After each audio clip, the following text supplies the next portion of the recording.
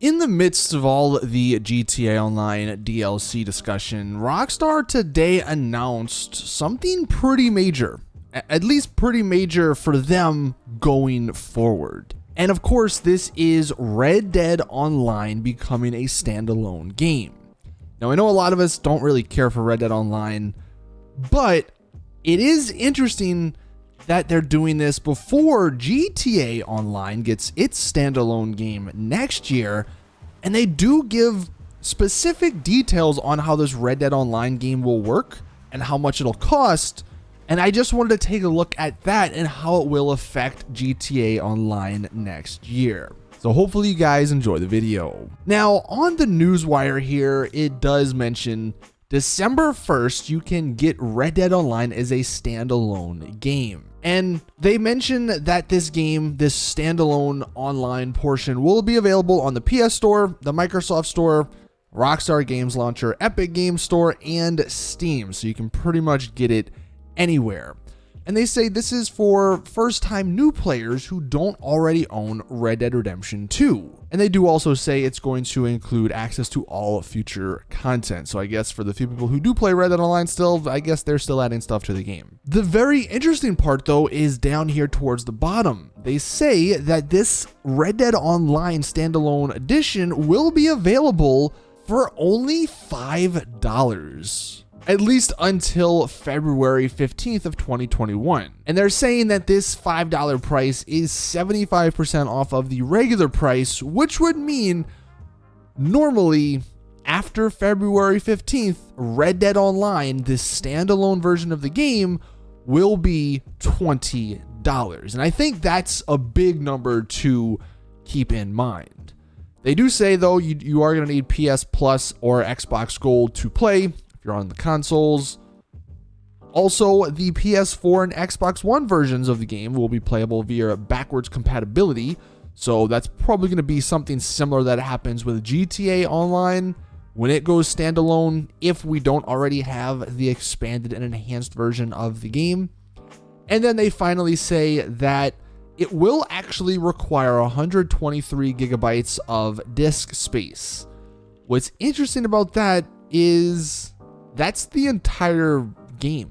I was thinking that if they went standalone with these games, that they would require much less disk space, but it appears that's not the case. Red Dead Online, like if you bought Red Dead Redemption 2, it would be 123 gigs of disk space. So not really sure why that's the case, although I guess it's because they say when you get the standalone version, you will have an option to unlock the story separately. That's interesting because when all these sales go away, right? When all these sales stop, when this game is $20, will the story mode then be $40 to make it a $60 game? It's still a little confusing. They also mention about their updates, but I don't think we really care about that. The parts that are interesting, though, and how it relates or how it could relate to GTA Online, number one is the disk space. I was thinking, again, GTA Online standalone, you'd cut out the single player and you'd have, like, I don't know, 40 less gigs. But that might not be the case, because I'm guessing the GTA standalone, you buy it, it'll have the option to buy the expanded and enhanced version. So all that, you're not really saving space for your money. The price, on the other hand, is another interesting aspect. Now, Red Dead Online is much smaller than GTA Online. But what's interesting is that GTA Online, at least on the PS5, is going free to play for the first 3 months. So here on Red Dead Online, it's only $5 for the first 3 months. But next year with GTA Online, if you're on the PS5, it will be free for 3 months.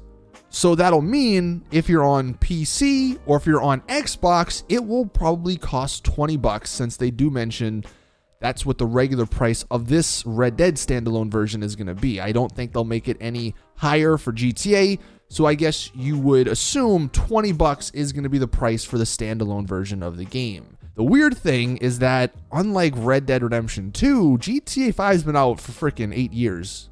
You could almost buy the game for $20. So I don't know. It's going to be for sure an interesting thing. I'm guessing they're hoping on many people wanting to buy the expanded and enhanced version, which will probably be 30 to 40 to 50 bucks. But this does give us a very, very good idea of how that standalone online version of GTA Online will work. Now, the only other thing that I wanted to mention regarding both of these games going standalone is that probably means Rockstar are not done with these games anytime soon. They're not going to be done with them anytime soon.